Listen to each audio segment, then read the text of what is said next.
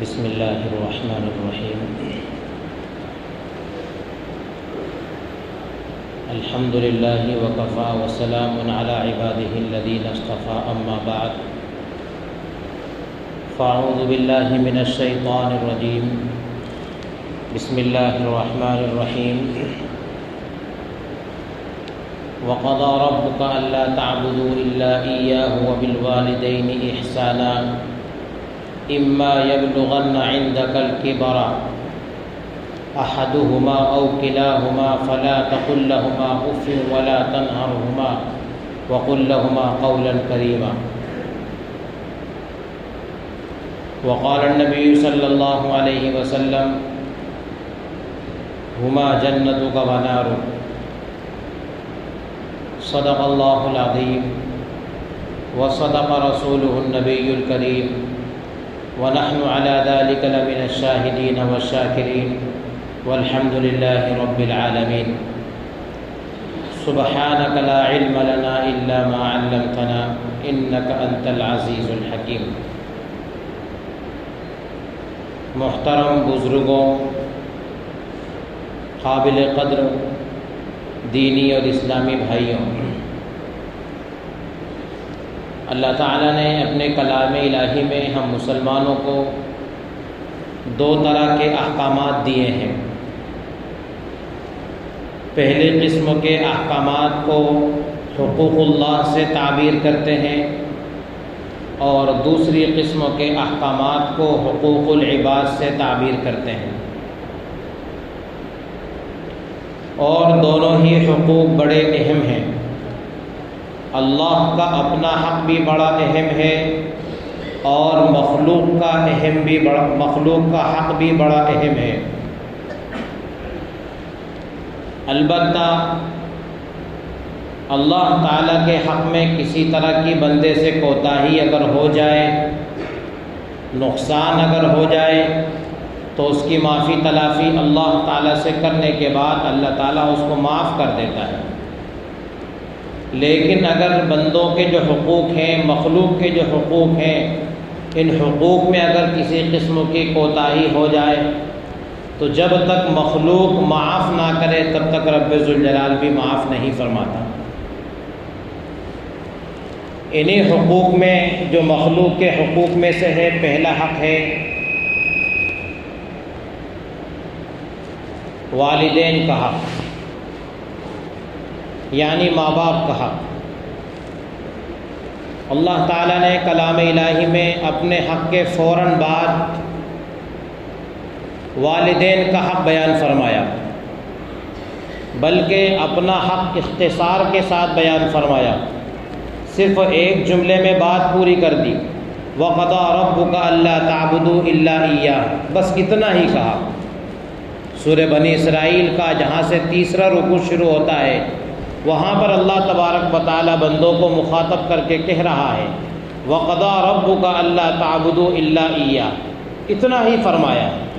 تمہارا پروردگار فیصلہ کر چکا ہے کہ تم اس کا حق ادا کرو. اور جب ماں باپ کا حق بیان کرنے کا مقام آیا، والدین کے حق بیان کرنے کی باری آئی، تفصیل سے بیان فرمایا. وَبِالْوَالِدَيْنِ إِحْسَانًا إِمَّا يَبْلُغَنَّ عِندَكَ الْكِبَرَ أَحَدُهُمَا أَوْ كِلَاهُمَا. کتنے حکم دیے ہیں؟ نمبر 1 فَلَا تَقُلْ لَهُمَا أُفٍّ، نمبر 2 وَلَا تَنْهَرْهُمَا، اور نمبر 3 وَقُلْ لَهُمَا قَوْلًا مَعْرُوفًا، نمبر 4 وَاخْفِضْ لَهُمَا جَنَاحَ الذُّلِّ مِنَ الرَّحْمَةِ، نمبر 5 وَقُلْ رَبِّ ارْحَمْهُمَا كَمَا رَبَّيَانِي صَغِيرًا. اپنا حق بیان کیا تو ایک جملے میں بات ختم. اور جب والدین کا حق رب ذوالجلال نے بیان کیا تو 5 تو حکم ہی دے دیے، ایک ساتھ 5 حکم دے دیے. کیونکہ انسان کے لیے جس طرح اللہ تبارک و تعالی رب حقیقی ہے، انسان کو کائنات میں اصل وجود دینے والا اللہ تعالی ہے، وہی انسان کے والدین اس کے رب مجازی ہیں. یہ والدین انسان کے لیے سبب بنا کرتے ہیں اس دنیا میں وجود کا. انسان اسباب کے دائرے میں رہ کر اگر سوچے کہ اگر ہمارے ماں باپ نہ ہوتے تو ہمارا کوئی وجود نہ ہوتا، ہمارے ماں باپ کا وجود تھا تو اللہ نے ان کے ذریعے سے ہمیں وجود بخشا۔ حقیقی وجود دینے والی ذات تو اللہ تعالیٰ کی ہے، اسی لیے رب حقیقی تو اللہ تبارک و تعالیٰ ہی ہے، لیکن والدین کو رب مجازی کہا گیا ہے۔ اور اللہ تعالیٰ کو تو اپنے بندوں سے فقط اطاعت بندگی مطلوب ہے۔ اللہ تعالیٰ کو اپنے بندوں کی کسی طرح کی کوئی ضرورت نہیں۔ قرآن رب ذوالجلال کی صفت بیان کرتا ہے اللہ الصمد، کسی کی کوئی ضرورت اللہ تعالیٰ کو نہیں ہے، سب سے بے نیاز ہے۔ یا ایھا الناس انتم الفقراء، قرآن کہتا ہے اے انسانوں تم سب فقیر ہو۔ یا ایھا الناس انتم الفقراء، تم سب فقیر ہو۔ اور جہاں اللہ تعالیٰ کی باری آئی قرآن کہتا ہے واللہ هو الغنی، واللہ هو الغنی، اللہ تعالیٰ غنی ہے، مالدار ہے، بے نیاز ہے۔ انسان پورے فقراء ہیں، اللہ تعالیٰ بے نیاز ہے، اس کو تو انسان سے کوئی مطلب نہیں، انسان سے اللہ تعالیٰ کو فقط اس کی بندگی مطلوب ہے، وہ بھی انسان کے نفع کے لیے۔ وَمَنْ شَكَرَ فَإِنَّمَا يَشْكُرُ لِنَفْسِهِ، قرآن کہتا ہے شکر و گزاری کرو گے، اللہ تعالیٰ کی کما حقہ بندگی کرو گے، اس بندگی کا نفع انسان و خود تمہیں ہی ملے گا، اور وہ بندگی کا نفع جنت کی نعمتوں کی شکلوں میں اللہ تبارک و تعالیٰ عنایت کرے گا۔ وَمَنْ شَكَرَ فَإِنَّمَا يَشْكُرُ لِنَفْسِهِ وَمَنْ كَفَرَ فَإِنَّ اللَّهَ هُوَ الْغَنِيُّ الْحَمِيدُ، اور اگر تم اللہ رب ذوالجلال کی ناشکری کرو کوئی ضرورت نہیں، فَإِنَّ اللَّهَ هُوَ الْغَنِيُّ، وہ بے نیاز ہے۔ وَمَنْ كَفَرَ فَإِنَّ اللَّهَ هُوَ الْغَنِيُّ الْحَمِيدُ، بے نیاز ہے، تم اس کی تعریف بیان کرو یا تعریف بیان نہ کرو وہ تو قابل ستائش ہے، تم تعریف بیان کرو تو بھی، تعریف بیان نہ کرو تو بھی، اللہ تعالیٰ تو اپنی تمام صفات کے ساتھ متصف ہے، سبحانہ و تعالی عما یصفون، کوئی ضرورت نہیں انسانوں کی ثنا خوانی کے رب ذوالجلال کو۔ لیکن انسان کے جو رب مجازی ہیں، جو والدین کی شکل میں اللہ تبارک و تعالی نے انسان کو دنیا میں دیے ہیں، یہ انسان کے لیے بڑی نعمت بھی ہے، انسان کے لیے اگر انسان ان کا حق ادا نہ کرے تو یہ بڑی زحمت بھی بن جائیں گی۔ یوں تو انسان کے لیے بہت بڑی نعمت ہے، کتنی بڑی نعمت ہے، نبی کریم صلی اللہ علیہ وسلم نے ارشاد فرمایا الجنت تحت اقدام الامہات، جنت ماؤں کی قدموں کے نیچے ہے، جنت ماؤں کی قدموں کے نیچے، اتنی بڑی نعمت۔ اور باپ کے متعلق فرمایا کہ باپ تو جنت کا دروازہ ہے، جب انسان ان کی کما حقہ قدردانی کر لے، اس نعمت کی شکر گزاری کر لے اور اس عظیم ترین نعمت کو سنبھال لے، اللہ تعالیٰ یوں جنت اس کے حوالے کر دیتا ہے۔ تو اللہ تعالیٰ نے اس عظیم نعمت کا تذکرہ جب کیا تو بہت تفصیل کے ساتھ میں کیا۔ اما یبلغن عندک الکبر احدہما او کلاہما، خصوصاً جب ماں باپ بوڑھے ہو جائیں تو اپنی اولاد کی خدمت کے بڑے محتاج ہوا کرتے ہیں،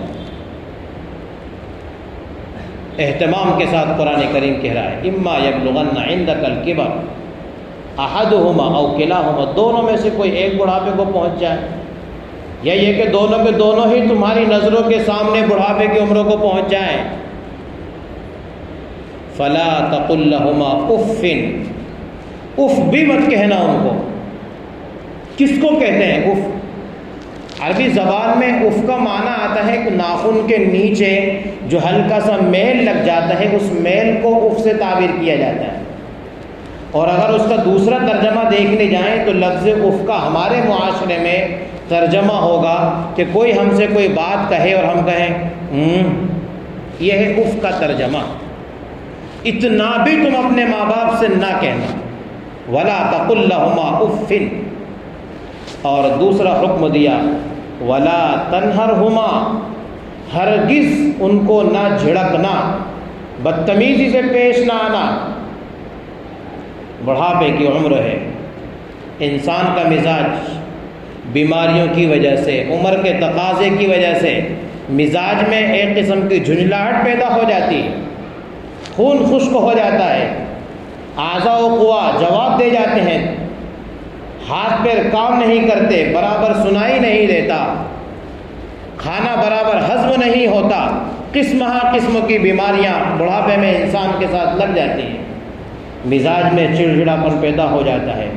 اس موقع پر رب ذوالجلال نے خاص اہتمام سے فرمایا وَلَا تَنْهَرْهُمَا، ہرگز ان کو مت جھڑکنا، وَقُلْ لَهُمَا قَوْلًا كَرِيمًا، تیسرا حکم دیا انتہائی عاجزی نرمی کے ساتھ ان سے باتیں کرنا،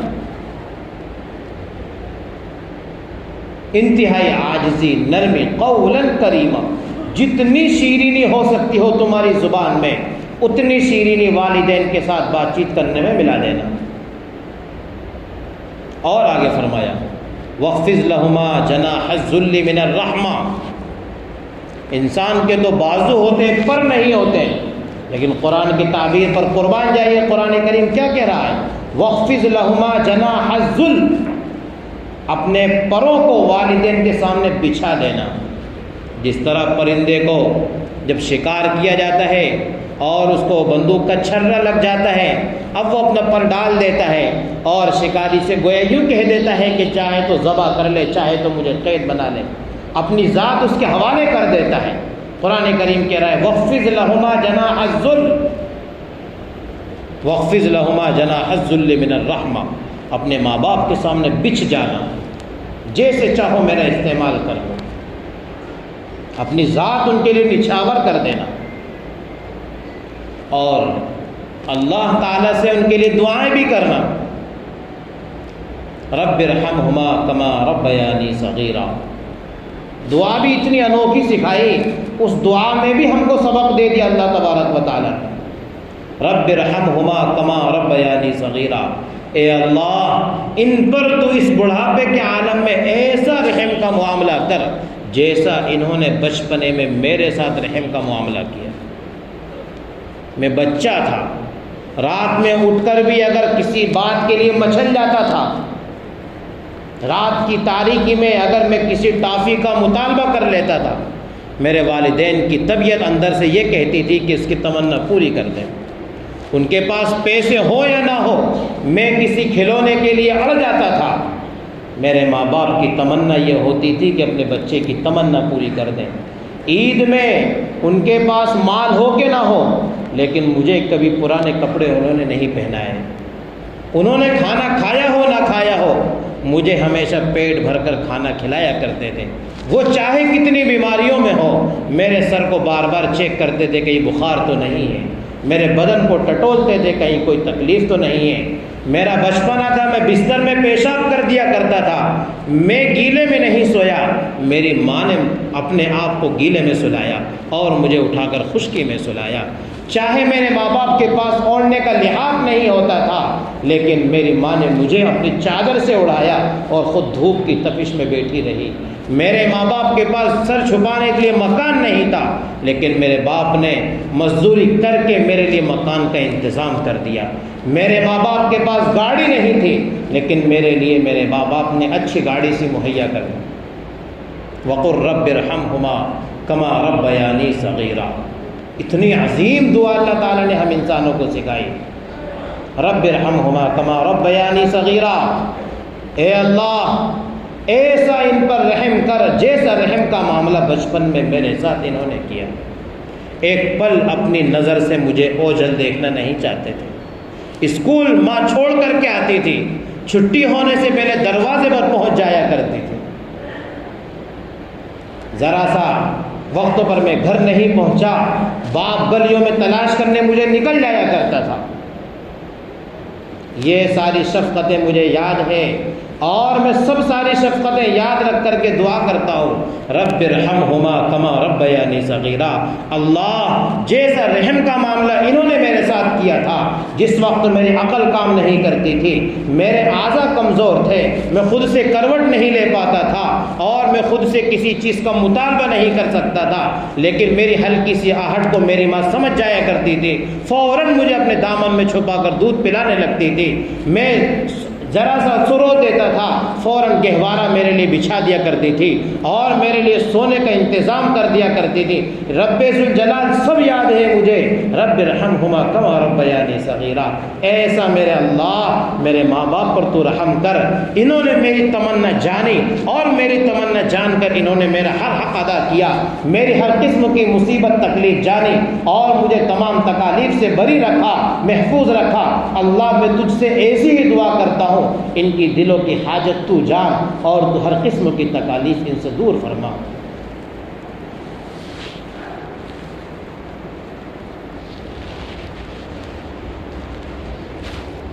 یہ 5 احکام اللہ تعالیٰ نے والدین کے متعلق ہم انسانوں کو دیے ہیں، اور اس میں بھی خصوصاً ماں کا جو ذکر فرمایا، وہ ماں کا ذکر اللہ تعالیٰ نے بڑے ہی عجیب و غریب انداز سے فرمایا۔ وَوَصَّيْنَا الْإِنسَانَ بِوَالِدَيْهِ حَمَلَتْهُ أُمُّهُ وَهْنًا عَلَى وَهْنٍ وَفِصَالُهُ فِي عَامَيْنِ أَنِ اشْكُرْ لِي وَلِوَالِدَيْكَ إِلَيَّ الْمَصِيرُ۔ دوسرے موقع پر اللہ تعالیٰ ارشاد فرمایا، وَوَصَّيْنَا الْإِنسَانَ بِوَالِدَيْهِ إِحْسَانًا حَمَلَتْهُ أُمُّهُ كُرْهًا وَوَضَعَتْهُ كُرْهًا وَحَمْلُهُ وَفِصَالُهُ 30 شهرًا۔ کیا کہہ رہا ہے میرا رب قرآن میں؟ رب کہہ رہا ہے انسان ذرا غور تو کر، اپنی ماں کا خصوصاً حق تو پہچان، تیرے اوپر تیری ماں کا حق ہے کتنا، ذرا اس میں غور تو کر، کتنا تیرے اوپر تیری ماں کا حق ہے۔ حملتہ امہ وہنًا علی وہن، تیری ماں نے مصیبت پر مصیبت برداشت کرتے ہوئے 9 مہینے اپنے پیٹ میں تجھے جگہ دی ہے، 9 مہینے اپنے پیٹ میں تجھے جگہ دی ہے۔ کیسی مصیبت تھی؟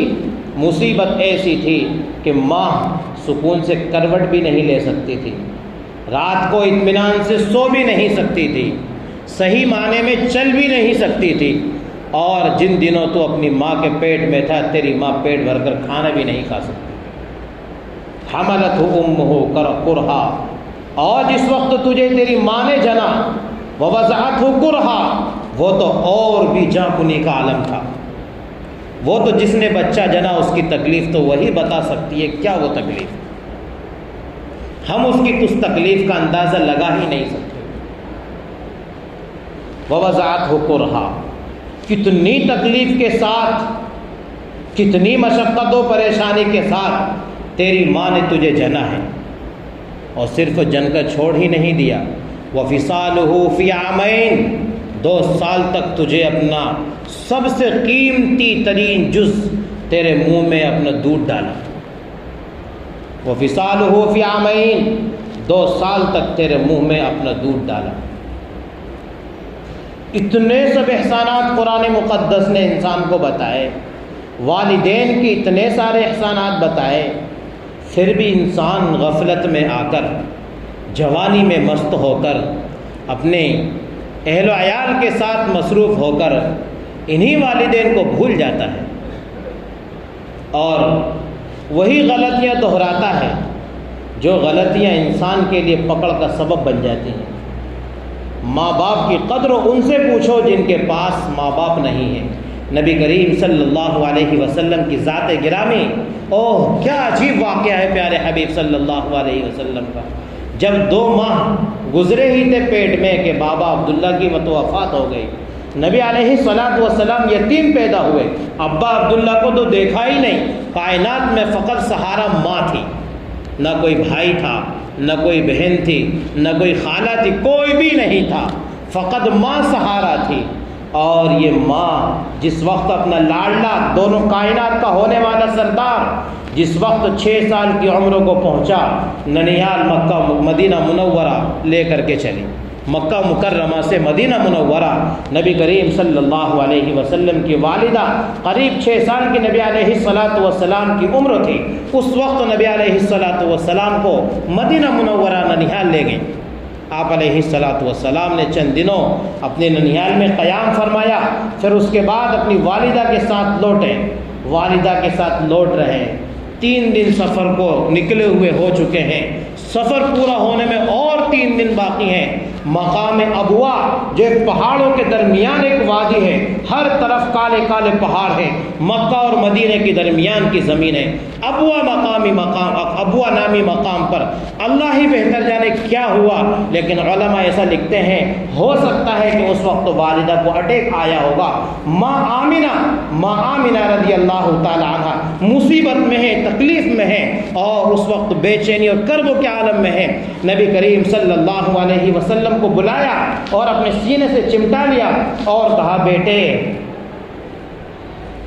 مجھے معلوم ہے تیرے سوا، میرے سوا دنیا میں تیرا کوئی نہیں ہے، لیکن اب میری بھی جدائی کا وقت آ گیا ہے۔ بے سہارا سنسان جنگل میں، نوکیلے پتھروں کے درمیان، کالے پہاڑوں کے بیچ، جہاں کوئی انسان نہیں، صرف ان کی ایک خادمہ اور ماں آمنہ اور تیسرا 6 سال کا بچہ، دونوں کائنات کا سردار محمد عربی صلی اللہ علیہ وسلم کی ذات گرامی۔ اس مقام پر ماں آمنہ اپنے اس لخت جگر کو چھوڑ کر اللہ کو پیاری ہو جاتی ہے، اللہ کو پیاری ہو جاتی ہے۔ نبی کریم صلی اللہ علیہ وسلم کی ذات گرامی اپنی ماں کو یاد کر کے رونے لگتی ہے، اماں اب میں کس کو سہارا بناؤں گا، کون ہے کائنات میں تیرے سوا میرا، کس کو اماں کہوں گا، کس کی گود میں اپنا سر رکھوں گا، کس کے پہلو میں لیٹوں گا، اماں معلوم تھا تجھے تیرے سوا کوئی نہیں تھا۔ اللہ بہتر جانے، مورخین نے لکھا نہیں کیا سبب بنا، کیسے اس مقام پر ماں آمنہ کی قبر کس نے تیار کی۔ آس پاس جو پہاڑ ہیں سب ایسے ہیں، ایک ابوا نامی جو پہاڑ ہے وہ صرف ایسے سلیپ ہے، اس پہاڑ کے اوپر حضرت آمنہ رضی اللہ تعالی عنہ کی مزار ہے۔ نبی کریم صلی اللہ علیہ وسلم کی والدہ کو وہاں پر آرام کرنے کے لیے اللہ تبارک و تعالی نے لیٹایا ہے۔ نبی کریم صلی اللہ علیہ وسلم وفات کے بعد اپنی ماں کے جسم سے چمٹ گئے اور چیخ کر پکارنے لگے، اماں اب کون ہے میرا تیرے سوا۔ چنانچہ کچھ وقت کے بعد والدہ کی تدفین ہو گئی۔ تدفین کے بعد جو خادمہ تھی وہ نبی علیہ الصلاۃ والسلام کا ہاتھ پکڑے ہوئے وہاں سے نیچے لے کر کے آ گئیں، پہاڑ سے نیچے لے آئیں۔ مکہ مکرمہ کی جانب سفر شروع کرنا ہی تھا کہ دوبارہ نبی علیہ الصلاۃ والسلام دوڑے اور دوڑتے ہوئے اپنی ماں کی قبر پر پہنچ گئے اور قبر کو یوں ہاتھ میں لے کر پھر رونے لگے، اماں اب کس کو میں پکاروں گا، کس کے پہلو میں لیٹوں گا، تیرے سوا کون ہے میرا، اماں کون ہے میرا۔ نبی کریم صلی اللہ علیہ وسلم اپنی ماں کے بارے میں کہتے ہیں، اگر آج محمد کی ماں زندہ ہوتی اور محمد رات کے نفلوں میں مصروف ہو جاتا، اللہ اکبر کہہ کر اللہ کے سامنے کھڑا ہو جاتا، ماں کہتی محمد، دوڑتا ہوا ماں کے قریب لپکتا ہوا جاتا، یا اماں حکم فرماؤ، امی کیا فرما رہی ہو، حکم فرماؤ امی کیا فرماتی ہو۔ 63 سال کے نبی کریم صلی اللہ علیہ وسلم کی عمر، حجۃ الوداع کا موقع ہے، آپ علیہ الصلاۃ والسلام اپنے صحابہ کے ساتھ میں حجۃ الوداع کے لیے روانہ ہوئے۔ اسی مقام ابوا پر پہنچے، صحابہ کو ایک طرف چھوڑا اور نبی علیہ الصلاۃ والسلام دوبارہ اپنی ماں کی قبر پر گئے اور اس طرح اپنے دونوں پاؤں کے درمیان اپنی گردن کو دے کر پھر رونے لگے۔ کب یاد آئی؟ 57 سال کے بعد بھی اپنی ماں کو نہیں بھولے۔ 6 سال کی عمر میں ماں کو کھویا تھا، 63 سال کی عمر میں قبر پر پہنچے، اپنے قدموں کے بیچ میں سر رکھ کر دوبارہ ماں کو یاد کر کے رونے لگے، اماں ہائے میری ماں، ہائے میری ماں۔ حضرت اویس قرنی رضی رحمت اللہ علیہ بہت اعلیٰ درجے کے صحابی نہیں ہیں، تابعی ہیں، نبی کریم صلی اللہ علیہ وسلم کا زمانہ پایا، لیکن آپ علیہ الصلاۃ والسلام کی صحبت اور آپ کی زیارت حاصل نہیں ہوئی۔ حضرت اویس قرنی رحمۃ اللہ علیہ نے نبی علیہ الصلاۃ والسلام کی خدمت میں خط لکھا، یا رسول اللہ، میرا جی چاہتا ہے، کائنات سے لوگ آپ کی زیارت کے لیے آ رہے ہیں، آپ سے حدیث حاصل کر رہے ہیں اور شرف صحابیت کو قبول کر رہے ہیں۔ یا رسول اللہ، جی میرا بھی چاہتا ہے میں بھی مدینہ منورہ حاضر ہو جاؤں اور میں بھی آپ کی خدمت میں کچھ دن گزاروں، لیکن یا رسول اللہ میری ماں ہے اور میرے سوا کوئی اس کا خدمت گزار نہیں ہے، کوئی میرے سوا خدمت گزار نہیں ہے، اب آپ حکم فرمائیں کہ میں کیا کروں؟ نبی کریم صلی اللہ علیہ وسلم نے جواب میں لکھا، اے اویس قرنی، اپنے مقام پر رہ کر اپنی ماں کی خدمت کرو، میری خدمت میں آنے سے زیادہ افضل ہے کہ تم اپنی ماں کی خدمت کرو۔ بندو، میرے دینی بھائیوں، اس مقام پر غور کرنے کا مقام ہے۔ شرف صحابیت اتنا بڑا درجہ ہے کہ جس کے متعلق خود رب ذوالجلال یوں کہے، رضی اللہ عنہم ورضوا عنہ۔ ہمارا عقیدہ یہ ہے، پورے کے پورے صحابہ مغفور ہے، اللہ تعالیٰ نے سب کو معاف فرما دیا، تمام صحابہ کو اللہ تبارک و تعالیٰ نے معاف فرما دیا۔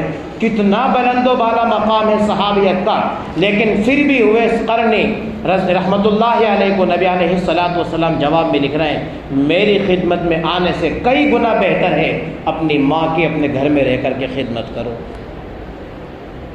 ہماری تمام دینی خدمات ایک طرف، اگر ہماری ماں ہماری خدمت کی محتاج ہے، ہماری ماں ہمارا باپ اگر ہمارے خدمت کا ضرورت مند ہے، سب سے زیادہ مقدم ہمارے لیے یہ ہے کہ اپنی ماں کی خدمت ہم کریں۔ لیکن کوئی دوسری خدمات بھی ہمارے ذمے نہیں، ماں باپ کی خدمات بھی ہم سے ہوتی نہیں۔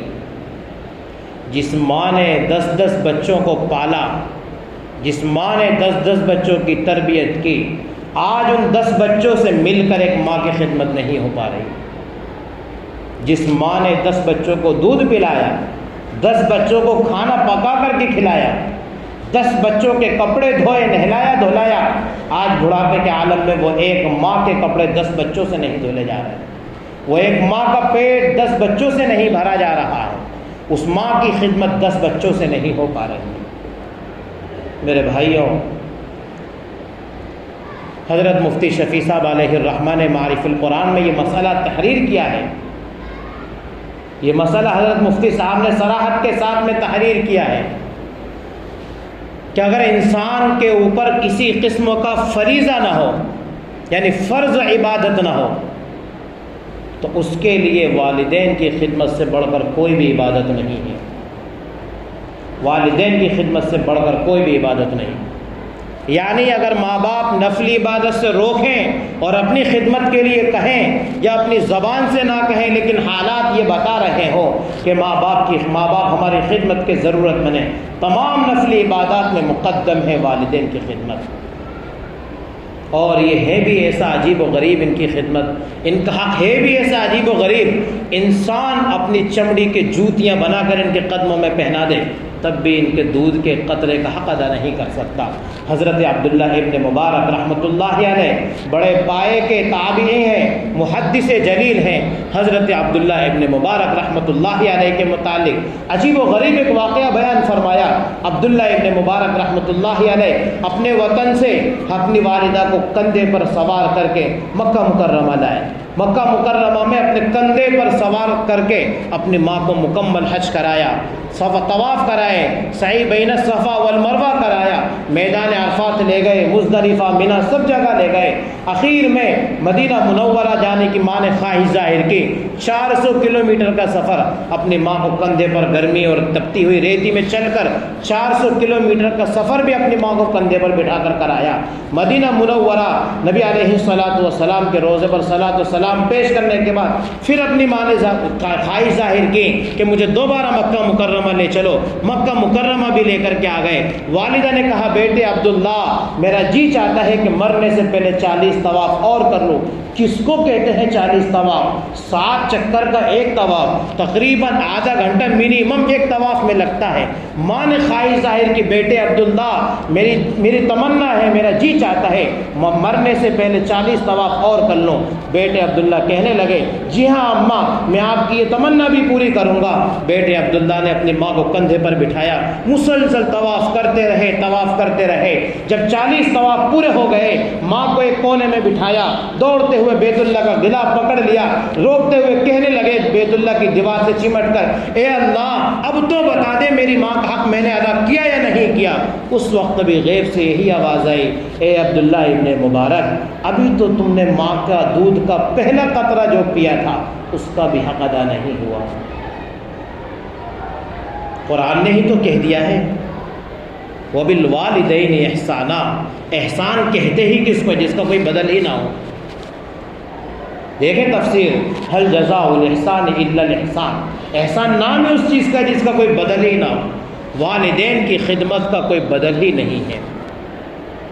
ایک صحابی نے خراسان سے اپنی والدہ، ایک تابعی نے خراسان سے اپنی والدہ کو کندھے پر سوار کر کے پورا حج کرایا۔ ابن زبیر سے جا کر کے پوچھا، اے ابن زبیر بتاؤ میری ماں کا حق ادا ہوا یا نہیں ہوا؟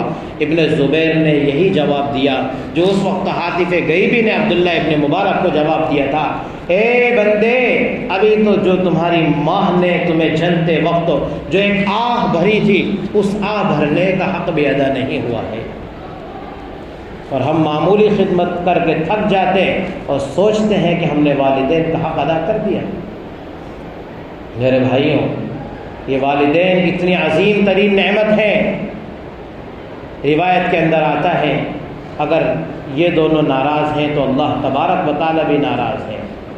رضا ربی فی رضا الوالد، اللہ تعالیٰ کی رضامندی بھی والدین کی رضامندی میں ہے، اور اللہ تعالیٰ کی ناراضگی و والدین کی ناراضگی میں ہے۔ والدین بہت ہی عظیم ترین نعمت ہے، اور اگر یہ دنیا میں خفا ہے انسان سے، نبی بھی اس کی بخشش نہیں کرا سکتا۔ ہمارے سامنے حضرت علقمہ رضی اللہ تعالیٰ عنہ نوجوان صحابی ہیں، واقعہ مشہور ہے۔ حضرت علقمہ رضی اللہ تعالیٰ عنہ کی والدہ بھی تھیں، ان کی زوجہ بھی تھیں، لیکن حضرت علقمہ رضی اللہ تعالیٰ کبھی کبھار اپنی بیوی کی بات تسلیم کر کے والدہ کے سامنے فقط سخت لہجے میں کچھ کہہ دیا کرتے تھے، نافرمانی کبھی نہیں کی، فقط بلند آواز میں اپنی والدہ سے کچھ جواب دے دیا کرتے تھے۔ جب مرض الوفات میں بستر پر لیٹے ہوئے ہیں، ان کی اہلیہ نے نبی کریم صلی اللہ علیہ وسلم کو اطلاع پہنچائی، علقمہ بستر پر لیٹے ہیں۔ نبی کریم صلی اللہ علیہ وسلم تشریف لائے، آپ علیہ الصلاۃ والسلام نے علقمہ کو کلمے کی تلقین کی، کہو لا الہ الا اللہ، لیکن علقمہ رضی اللہ تعالیٰ صحابی رسول ہیں، کلمہ زبان سے ادا نہیں کر پا رہا ہے، کلمہ بھی زبان سے ادا نہیں کر پا رہا ہے۔ نبی کریم صلی اللہ علیہ وسلم کی نظریں بھاپ گئیں۔ آپ علیہ الصلاۃ والسلام نے پوچھا ان کی ماں ہے؟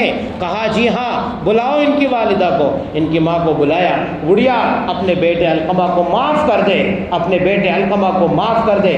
ماں نے یہی جواب دیا، یا رسول اللہ میرے بیٹا علقمہ کوئی نافرمان نہیں تھا، میرا بیٹا علقمہ دن بھر روزہ رکھتا تھا، رات بھر نفلیں پڑھتا تھا، اللہ کی بھی حقوق ادا کرتا تھا، ہمارے بھی حق ادا کرتا تھا، لیکن کبھی کبھار اپنی بیوی کی بات مان کر میرے ساتھ سخت لہجے میں بات کر لیا کرتا تھا۔ نبی کریم صلی اللہ علیہ وسلم نے کہا بڑھیا معاف کر دے۔ کہا یا رسول اللہ بیٹے علقمہ کو میں اس معاملے میں معاف نہیں کروں گی۔ نبی علیہ الصلاۃ والسلام نے، ابن عباس کی روایت موجود ہے بیہقی میں، نبی کریم صلی اللہ علیہ وسلم نے لکڑیاں جمع کروائیں اور اس میں آگ سلگا دی، اور ماں سے کہا بتا معاف کرے یا تیرے بیٹے علقمہ کو آگ میں ہم تیرے سامنے ڈال دیں۔ ماں تڑپ گئی کہ میرے بیٹے کو میری نظروں کے سامنے آگ میں جلایا جائے گا۔ نبی علیہ الصلاۃ والسلام نے جواب میں فرمایا، اے بڑھیا یہ دنیا کی آگ ہے، اگر تو نے معاف نہیں کیا رب ذوالجلال اس سے 99 گنا زیادہ سخت آگ میں تیرے بیٹے علقمہ کو جلائے گا۔ چنانچہ بڑھیا رونے لگی اور کہا اے نبی آپ گواہ رہو، میں اپنے بیٹے علقمہ کو معاف کرتی ہوں۔ نبی علیہ الصلاۃ والسلام نے کہا جاؤ علقمہ کا حال معلوم کرو۔ جا دیکھنے والے نے دیکھا علقمہ رضی اللہ تعالیٰ لا الہ الا اللہ محمد الرسول اللہ پڑھتے ہوئے اللہ کو پیارے ہو گئے۔ اگر والدین کی رضامندی نہیں ہے موت کے وقت کلمہ بھی نصیب نہیں ہو رہا ہے۔ حضرت موسیٰ رضی اللہ تعالیٰ کلیم اللہ ہے، اللہ تبارک و تعالیٰ سے باتیں کرنے والے ہیں، لقب ہی ہے کلیم اللہ۔ حضرت موسیٰ علیہ السلام نے پوچھ لیا، اے اللہ مجھے یہ تو بتا دے جنت میں میرا رفیق کون ہوگا، جنت میں میرا ساتھی کون ہوگا؟ حضرت موسیٰ رضی اللہ تعالیٰ عنہ کو رب ذوالجلال نے کہا، جا موسیٰ فلاں گاؤں میں چلا جا، فلاں آدمی ہے، یہ اس کی صفات ہیں، وہ تیرا جنت کا دوست ہے۔ حضرت موسیٰ رضی اللہ تعالیٰ لمبا سفر کر کے اس کے گاؤں پہنچے اور دن بھر اس کا ماجرا دیکھتے رہے۔